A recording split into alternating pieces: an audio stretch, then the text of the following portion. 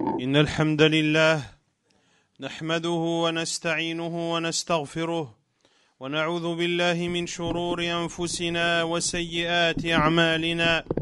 من يهده الله فلا مضل له ومن يضلل فلا هادي له، وأشهد أن لا إله إلا الله وحده لا شريك له، وأشهد أن محمدا عبده ورسوله. أما بعد، فإن أصدق الحديث كتاب الله تعالى، وخير الهدي هدي محمد صلى الله عليه وسلم، وشر الأمور محدثاتها، وكل محدثة بدعة، وكل بدعة ضلالة، وكل ضلالة في النار. أما بعد، أيها المسلمون والمسلمات، إن من مقاصد شريعة الإسلام منع كل وسيلة تفضي إلى الحرام وتقرب منه، فالإسلام منع المسلم ليكون على بعد من معاصي الله، فمن حام حول الحمى يوشك أن يقع فيه، فعلى المسلم اتقاء تلك الوسائل والحذر من الوقوع فيها.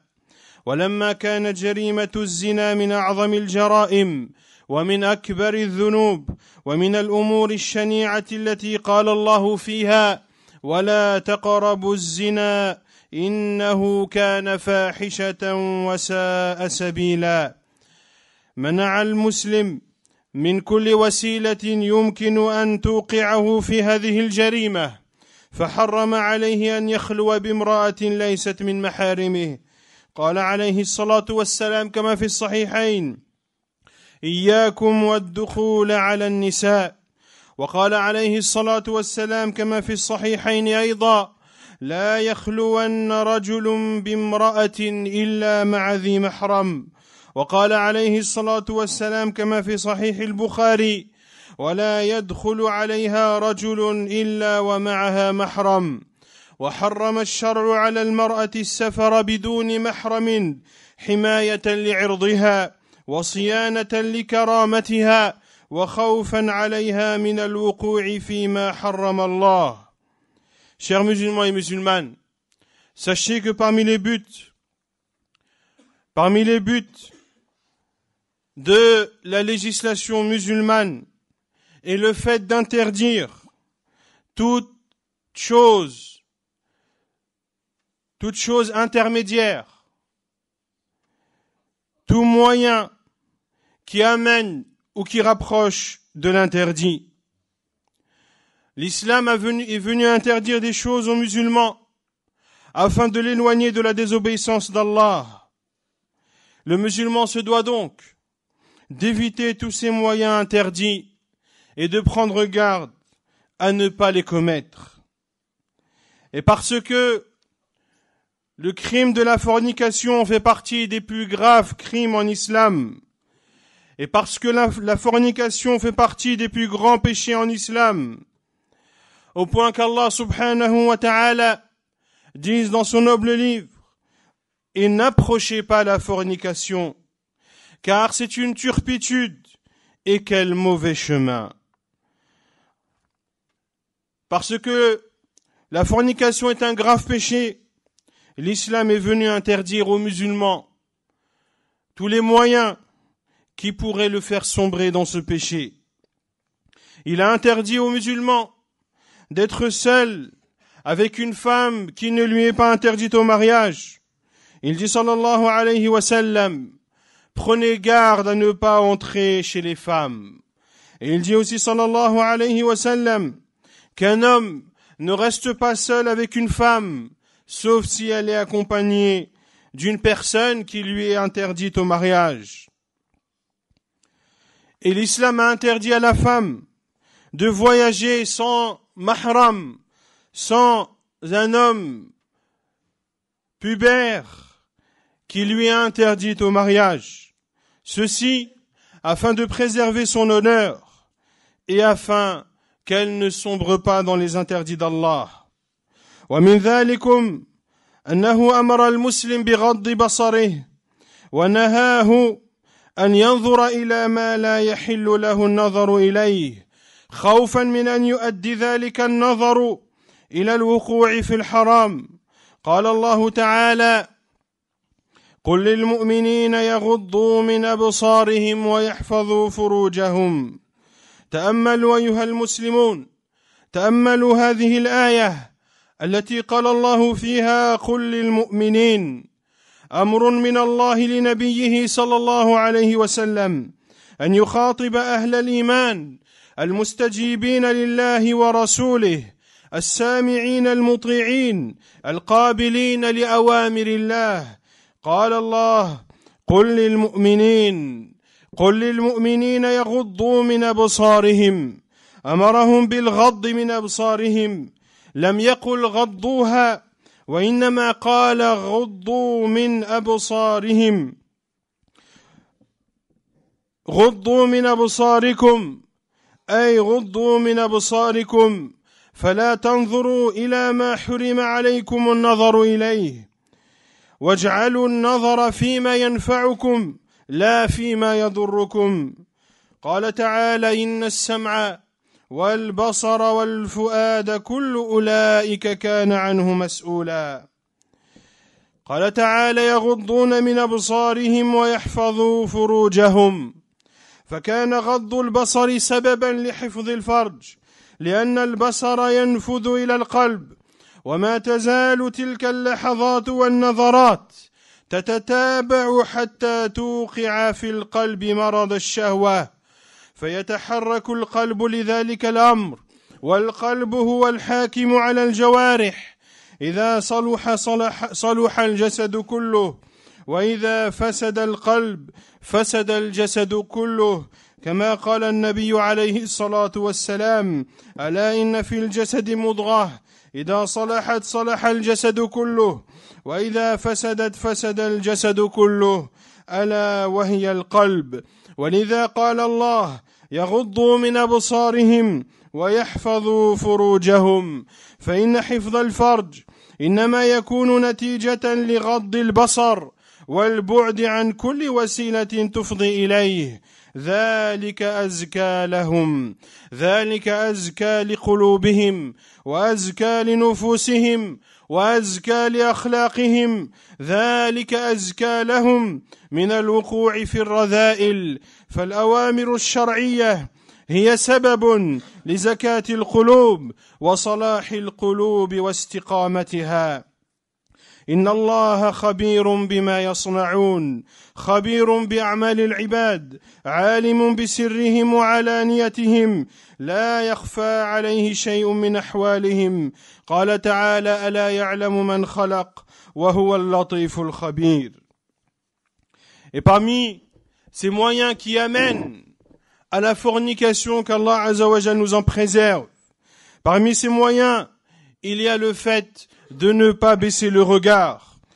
Et l'islam est venu ordonner aux musulmans de baisser son regard. Et lui a interdit de porter son regard sur des choses qui lui sont interdites. Ceci afin de ne pas sombrer dans l'interdit.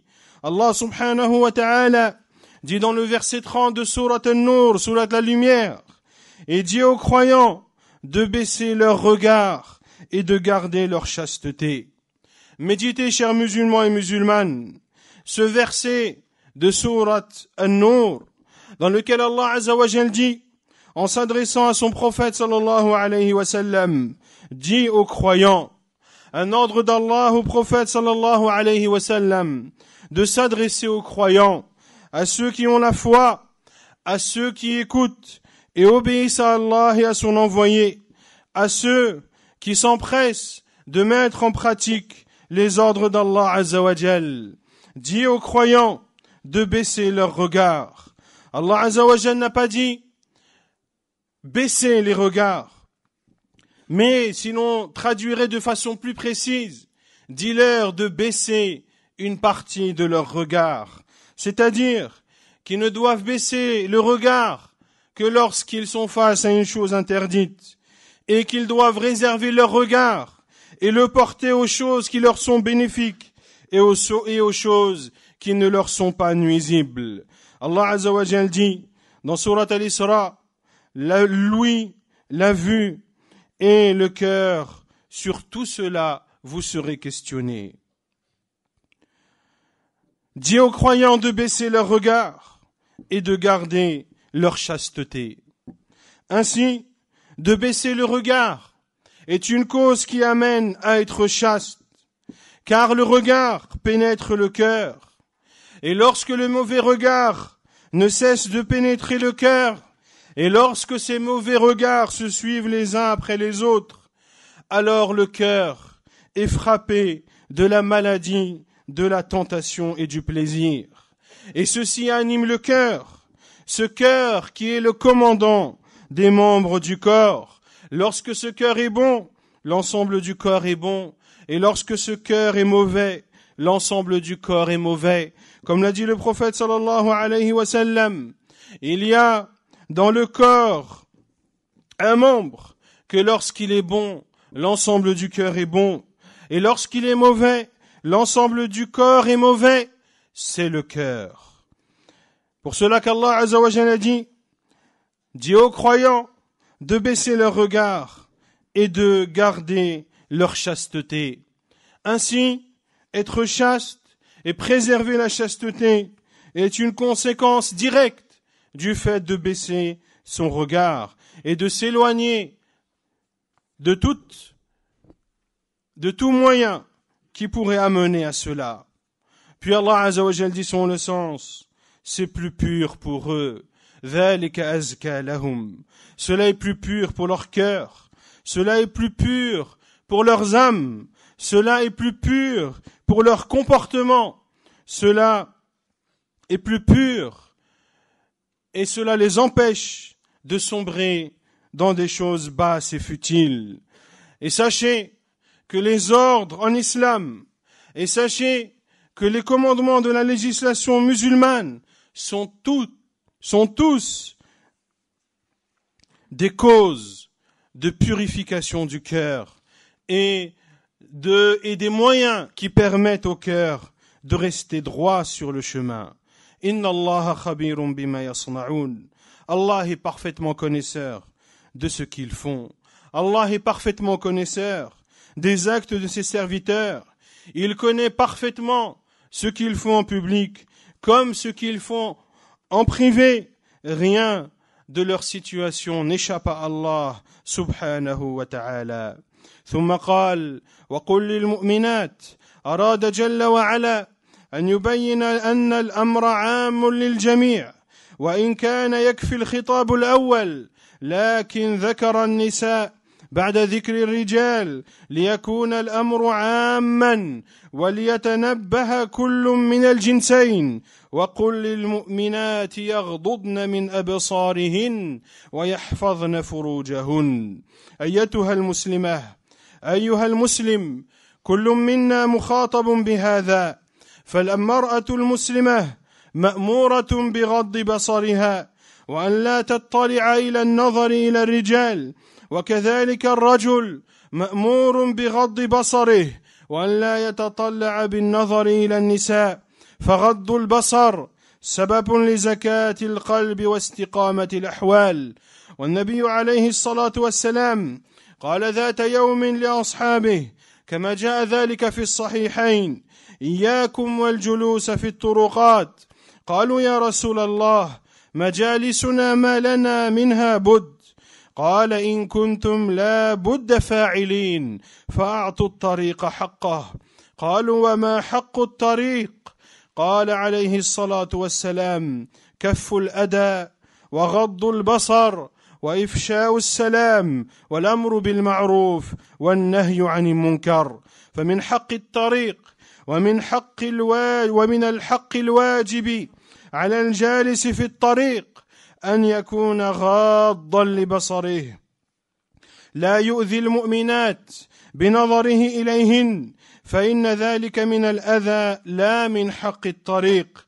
فحق الطريق أيها المسلم أن تغض بصرك عن النظر إلى ما حرم الله عليك.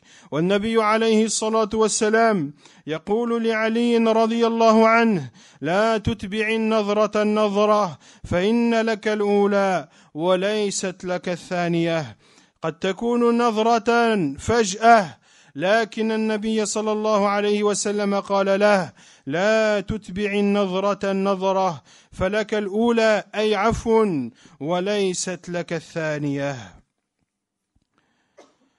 Puis Allah Azza wa Jal dit dans le verset suivant et dit aux croyantes, Allah subhanahu wa ta'ala a voulu par cela montrer que l'ordre de baisser le regard est un ordre qui englobe l'ensemble des sexes, que ce soit les hommes ou les femmes, même si le premier verset aurait été amplement suffisant. Mais Allah subhanahu wa ta'ala, après avoir adressé cet ordre aux hommes, l'adresse aux femmes, afin que chacun soit interpellé par cet ordre. Il dit Azza wa Jal et dit aux croyantes de baisser leur regard et de garder leur chasteté. Ainsi, chers musulmanes et chers musulmans, vous êtes tous concernés par cet ordre d'Allah subhanahu wa ta'ala. La femme musulmane, il lui est ordonné de baisser son regard et de ne pas le porter vers les hommes. De même que les hommes, il leur est obligatoire de baisser leur regard et de ne pas le porter sur les femmes. Le prophète sallallahu alayhi wa sallam a dit un jour à ses compagnons, prenez garde à ne pas vous asseoir dans les rues.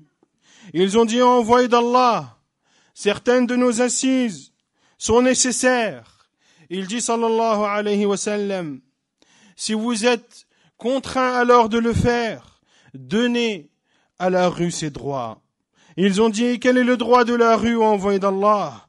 Il a répondu, de s'abstenir de toute nuisance, de baisser le regard, de passer le salam, d'ordonner le bien et d'interdire le mal. Ainsi, parmi les droits de la rue, il y a le fait de baisser son regard et de ne pas porter atteinte aux croyantes en portant le regard sur elles. Et le prophète sallallahu alayhi wa sallam a dit à Ali ibn Abi Talib, radiyallahu anhu, ne fais pas suivre le regard par un regard, car pour toi le premier, mais le second te sera compté. C'est-à-dire que le premier regard que tu portes, le regard d'étonnement ou le regard que tu portes sans y prêter attention, ou le regard que tu as apporté de façon involontaire, celui-ci ne te sera pas compté. Quant au deuxième regard, celui-ci, tu devras rendre compte de celui-là. أقول قولي هذا وأستغفر الله.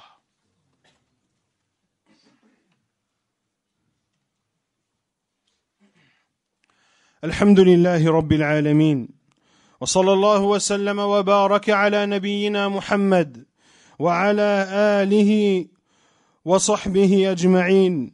أما بعد، ثم اعلموا أيها المسلمون أن النظر قد يوقع في المهالك، فتنظر إلى ما لا قدرة لك عليه ولا صبر لك عنه، فيمرض قلبك مرضا تتمنى العافية من بلائه، فإن أمراض الشهوات لا تزال بالقلب حتى توقعه في الحرام. ولذلك قال الله عز وجل مؤدبا لنساء نبيه صلى الله عليه وسلم، فلا تخضعن بالقول فيطمع الذي في قلبه مرض وقلن قولا معروفا. فنهاهن عن خضوع القول للرجل، لأن إخضاع المرأة قولها ومحاولة ترقيق كلامها أمام رجل أجنبي عنها قد يؤدي إلى حدوث أمور لا تحمد عقباها. Puis sachez, chers musulmans et musulmanes, qu'un regard peut amener à la catastrophe. Il se peut que tu portes le regard sur une chose interdite qui est bien plus forte que toi. Une chose qui, lorsque tu la regarderas, tu ne pourras patienter devant elle. Ton cœur sera alors frappé d'une maladie redoutable dont tu espéreras plus que tout la guérison. Et sachez que les maladies du cœur ne cessent de ronger le cœur jusqu'à le faire sombrer dans l'interdit. Pour cela que le prophète c'est pour cela qu'Allah subhanahu wa ta'ala a éduqué les femmes du prophète sallallahu alayhi wa sallam, qui sont les femmes les plus pures, qui sont les mères des croyants, radiyallahu anhun. Allah subhanahu wa ta'ala a dit dans Surat Al-Ahzab, en s'adressant aux femmes du prophète sallallahu alayhi wa sallam, ne soyez pas trop complaisantes dans votre langage, afin que celui dont le cœur est malade ne vous convoite pas, et tenez un langage décent. Allah Azza wa Jal leur a donc interdit d'être complaisantes dans leurs paroles et dans leur langage lorsqu'ils s'adressent à un homme, car la complaisance d'une femme dans sa parole devant un homme qui lui est autorisé au mariage, ceci peut amener à une chose gravissime.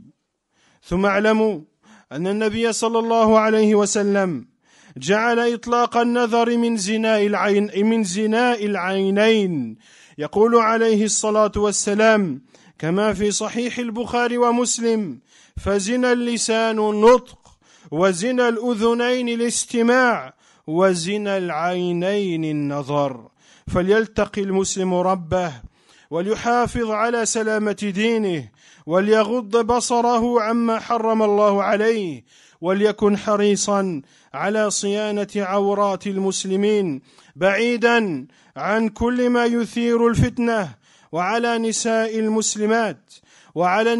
المسلمات تقوى الله في أنفسهن والبعد عما يثير غزائر الرجال وإن من الأسف الشديد أن بعضا من المسلمات هدانا الله وإياهن كثير منهن حصل عليهن نقص في اللباس فتخرج المرأة إلى السوق أو غيرها من المكان أو غيرها من الأماكن سافرة متبرجة متعطرة متجملة ذلك من أسباب إثارة غزائر الرجال وتعلق الفساق والأراذل بها فلتتقي المرأة ربها ولتصن عرضها ولتبتعد عما يثير الفتنة ولتكن المرأة المسلمة بعيدة عما عسى أن يكون سببا للإثارة فتحفظ دينها ولا تحمل الرجال على النظر إليها.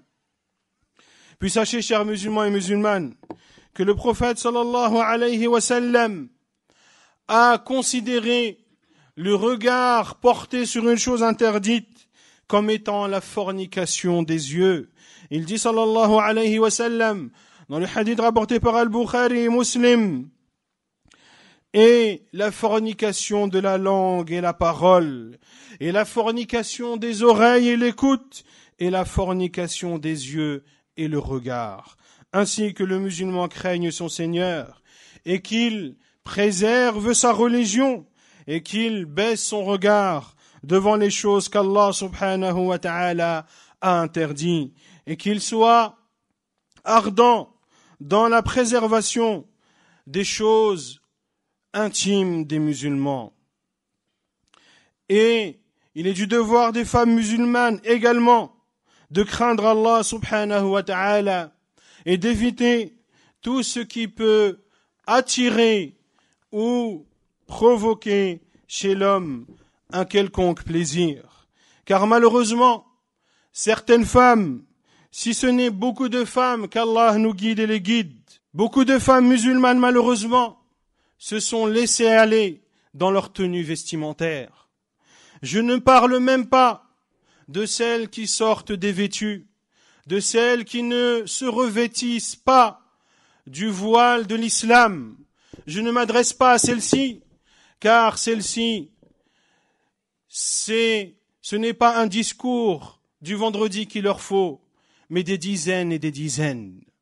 Je m'adresse à celles qui sont musulmanes, à celles qui portent le voile de l'islam, mais qui se laissent aller dans leur tenue vestimentaire, qui se laissent aller dans leur tenue vestimentaire.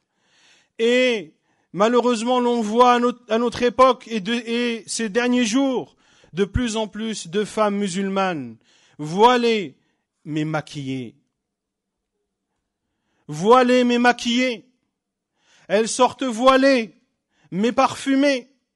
Alors que le prophète sallallahu alayhi wa sallam a considéré une femme qui sort parfumée comme étant fornicatrice. Et lorsqu'un compagnon radiyallahu anhu a vu une femme au temps du prophète sallallahu alayhi wa sallam sortir parfumée, et lui a ordonné de retourner chez elle et de se laver, car elle était fornicatrice. Ces femmes musulmanes qui se sont laissées aller dans leur tenue vestimentaire. L'on voit la sœur musulmane en jilbab, mais qui porte au-dessus de son jilbab,